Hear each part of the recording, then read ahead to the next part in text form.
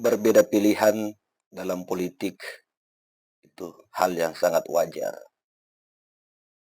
Tapi jangan karena berbeda pilihan, kalian melupakan firman Tuhan.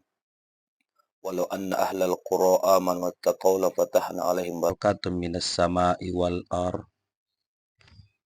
Minimal hargailah orang yang mengaji dan berzikir. Karena berkah itu akan turun sendiri di wilayah kalian.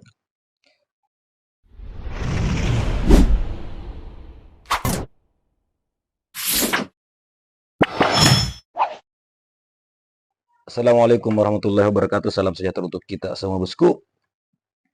Salam NKRI, salam merah putih. Ya, di video kali ini saya ingin membagikan video di mana momen Rocky Gerung membuat semua narasumber yang ada di ILC Indonesia Lawyers Club itu kemudian terbungkam, terdiam. Ketika Rocky Gerung kemudian mengangkat atau mengambil satu ucapan dari Albert Einstein yang mengatakan Tuhan tidak sedang main dadu ketika membuat bumi ini. Dan kemudian ada satu video roasting ketika komika roasting Gibran. Ternyata ada ekspresi yang agak lain terjadi di sini. Oke bosku, tanpa berbasa-basi mari kita simak videonya. Check it out. Sebut ya, tetapi karena Gus Coy mancing, jenengan pengkhianat. Itu ada cukup banyak kata-kata jenengan nggak bisa dipegang. Dan Profesor publik Indonesia harus tahu. Karena kita milih presiden. Giliran Rocky Oke, Gerung. silakan.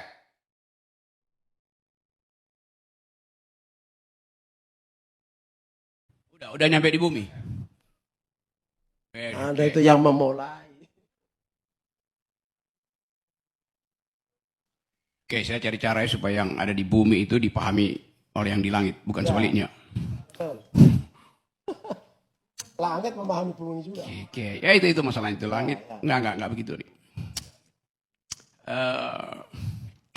Einstein bilang begini, waktu Tuhan menciptakan bumi, dia tidak sedang bermain dadu. Itu kata Einstein. Tuhan tidak bermain dadu waktu menciptakan bumi. Kenapa Einstein bilang begitu? Karena dia punya formula E equals mc square itu. Bahwa benda itu setara dengan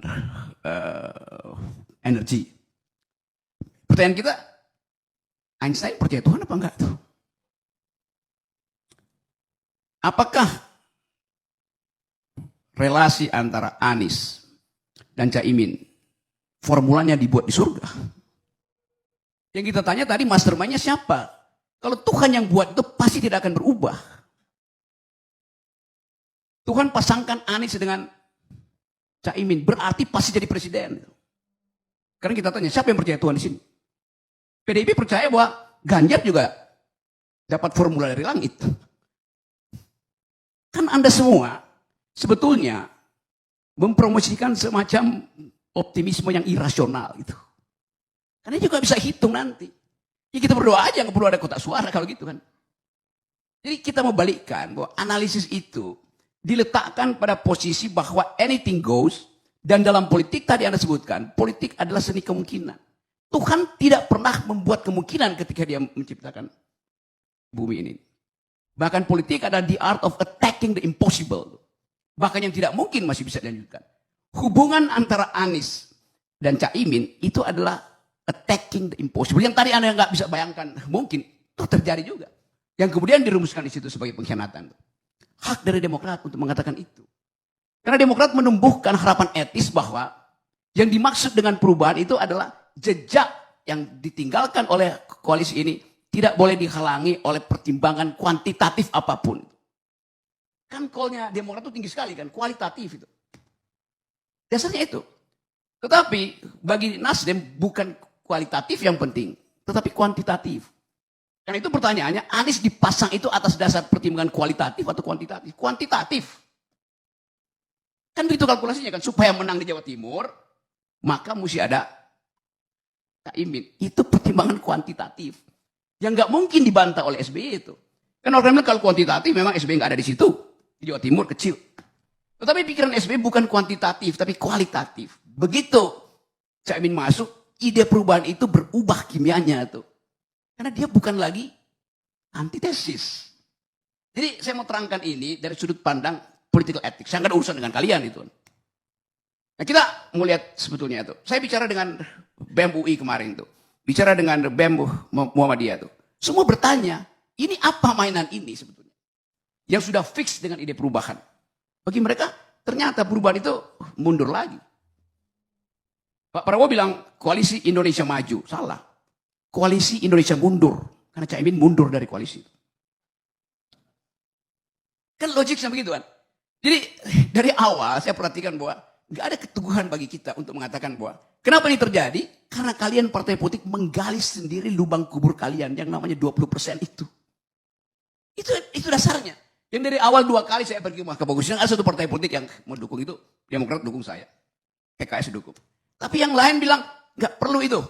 Nah sekarang kalian masuk di dalam kedunguan sendiri. Kalau nggak ada 20%, nggak ada cawe-cawe beginian. Tuh. Itu dasarnya. Saya mau balikkan politik pada ethical imperatif itu. Karena saya nggak peduli, saya berteman dengan semua ketua partai. Anies 2 minggu lalu masih tadi pagi Anies masih telepon saya. Tapi bukan itu poin saya tuh. Apa apologi Anda di situ tuh? Itu intinya di situ sebetulnya tuh. Coba misalnya tuh PDIP. Tadi PDIP bilang ya tunggu aja. Kalau saya tuntut tunggu apa itu? Cawapresnya itu akan merepresentasikan wilayah secara kuantitatif atau ide. PDIP mungkin nggak begitu penting, dia udah dapat 19% itu. Tetapi kalau kita lihat bahwa ada perubahan, bahwa Anies bisa rampok suara dari Jawa Timur, PDIP cemas-cemas juga. Siapa yang akan mengganti pos? Kuantitatif artinya. Kalau kuantitatif, mungkin Ridwan Kamil yang lebih pas di situ. Supaya Jawa Barat diambil oleh PDIP itu. Dari mana? Ya dirampok dari Gerindra. Ya, itu wilayah Gerindra. Tapi saya bosan hitungan begitu. Karena ini hitungan yang nggak masuk akal dari awal itu. Jadi nggak jelas fungsi dari wakil presiden itu menambah suara atau menambah kualitas ide perubahan tuh. Begitu Caimin dipasangkan pada Anies, kuantitasnya berubah, kualitasnya menurun. Itu logikanya begitu. Karena tetap orang lihat bahwa Anies akhirnya masuk di dalam pragmatisme itu. Karena kuantitatif. Dan itu yang terlihat pada ketergesa-gesaan Surya Paloh untuk mengucapkan poin itu. Supaya nggak hilang momentum. Karena ini berebut kuantitatif kan. Hilang momentum nanti itu. Jangan-jangan Caimin diambil oleh PDIP misalnya. Jadi berebut momentum yang isinya adalah kuantitatif. Bisa nangkap ya poin saya itu. Oke, saya skip itu sebagai satu problem yang ada di dalam. Masa depan industri kreatif di tangan pemimpin muda. Maksudku kenapa ditekankan pemimpin mudanya gitu? Seolah-olah sombong kali. Padahal tanpa Pak Jokowi orang ini dua nggak bisa mimpin.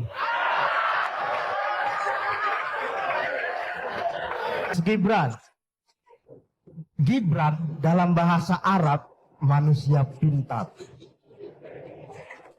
It was at this moment that he knew he fucked up. Mati lagu ini.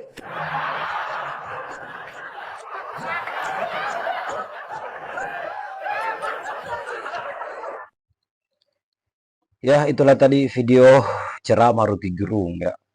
Yang sangat luar biasa. Memang kita melihat Rocky Gerung itu serba bisa kayaknya sih.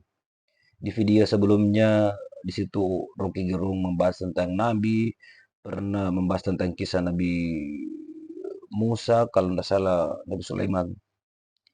Bicara Tuhan, pokoknya ngeri memang orang ini. Kira-kira siapa lagi yang akan meneruskan beliau ketika beliau telah tiada? Maka kita doakan untuk beliau semoga panjang umur dan masih bisa terus memberikan pencerahan kepada akal-akal kita yang masih tersesat. Ya, tidak apalah kita tersesat di jalan yang benar, kata Bung Rocky, ya kan?